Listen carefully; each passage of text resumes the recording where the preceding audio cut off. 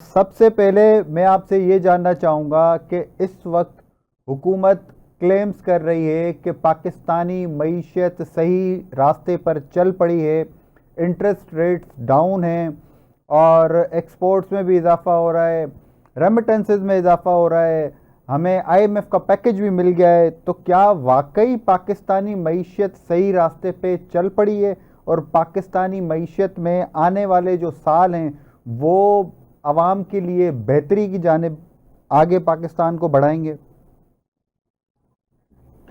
وعلیکم السلام۔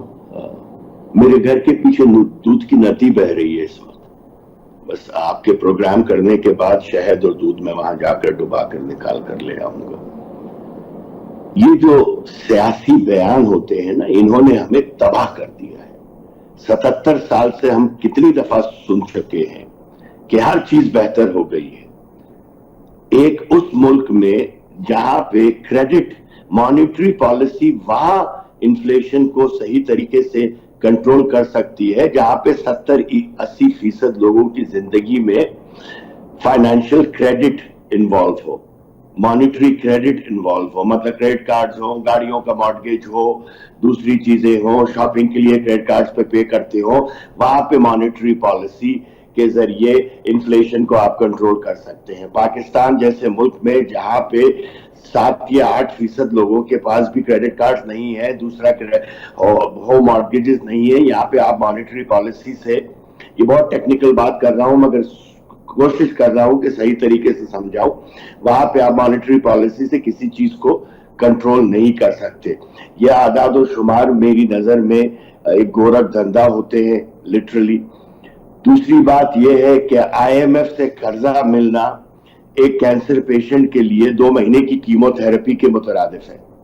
Chemo therapy کا مطلب یہ نہیں ہے کہ کینسر دوبارہ نہیں آئے گا اور وہ مریض مرے گا نہیں۔ ہم 24ویں دفعہ آئی ایم ایف کے پاس گئے ہیں اور 24ویں دفعہ ہم نے اس کو ایک خوشی کے اظہار میں شامل کیا ہے۔ افسوس کا مقام ہے، میری نظر میں یہ افسوس کا مقام ہے کہ ہم 24ویں دفعہ قرضہ لینے کو اچھی بات سمجھ رہے ہیں۔ جب تک ریفارمز نہیں کیے جائیں گے اس ملک میں، یہ آئی ایم ایف میں جیسے ہی ہم آئے ہیں اس کے اگلے ہی دن وزیر خزانہ صاحب کو یا وزیر اعظم صاحب کو یا جو بھی صاحبان ہیں ان کو آ کر 1 گھنٹے 2 گھنٹے کی سپیچ کرنی چاہیے تھی اور اس میں گنانے چاہیے تھے یہ 40 ریفارمز ہم کریں گے اگلے 5 سال کے اندر اگر ہم رہے تو، ورنہ 1 سال کے اندر ہم یہ 4 ریفارمز کریں گے، ٹیکس ریفارمز کریں گے، مانیٹری فسکل ریفارمز کریں گے، فائنینشیل ریفارمز کریں گے، کیپٹل مارکیٹس میں ریفارمز کریں گے، ٹیکسز میں ریفارمز کریں گے، امپورٹ اور ایکسپورٹ میں ریفارم کریں گے۔ آسٹیرٹی تنخواہیں لینے والی اور دینے والی آسٹیرٹی نہیں، اصل والی جو آسٹیرٹی ہوتی ہے وہ کریں گے اور اس کے نتائج یہ نکلیں گے اور ہم اس کو اپنی ویب سائٹ کے اوپر ڈالیں گے۔ اور اگر 3 مہینے میں یہ ریفارمز کی ہم وعدہ کر رہے ہیں تو 2 مہینے 29 دن میں یہ آپ ویب سائٹ پہ دیکھیں گے کہ ہمارا وعدہ پورا ہوا۔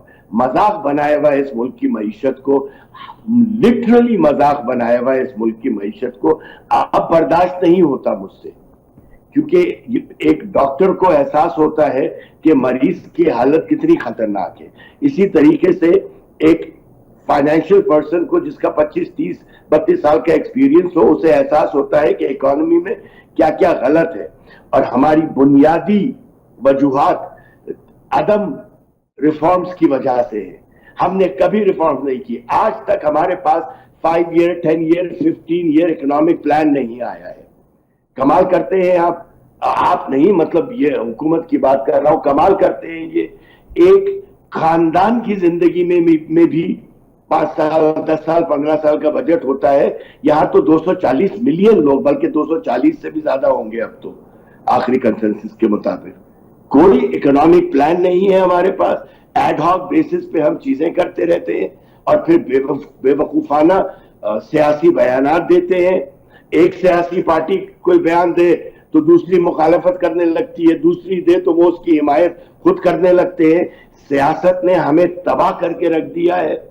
معیشت نہیں ہوگی صحیح تو خدا نہ کرے پاکستان کا وہ نقصان ہے۔ نہ جس میں سیکیورٹی اداروں کا خرچہ چل سکتا ہے، نہ حکومت کا، نہ ہاسپٹل، نہ ایجوکیشن، نہ روڈز، نہ انفراسٹرکچر، نہ ڈیولپمنٹ، کچھ نہیں، نہ ہیلتھ. تو کیا کہوں میں آپ سے اب اس سے زیادہ.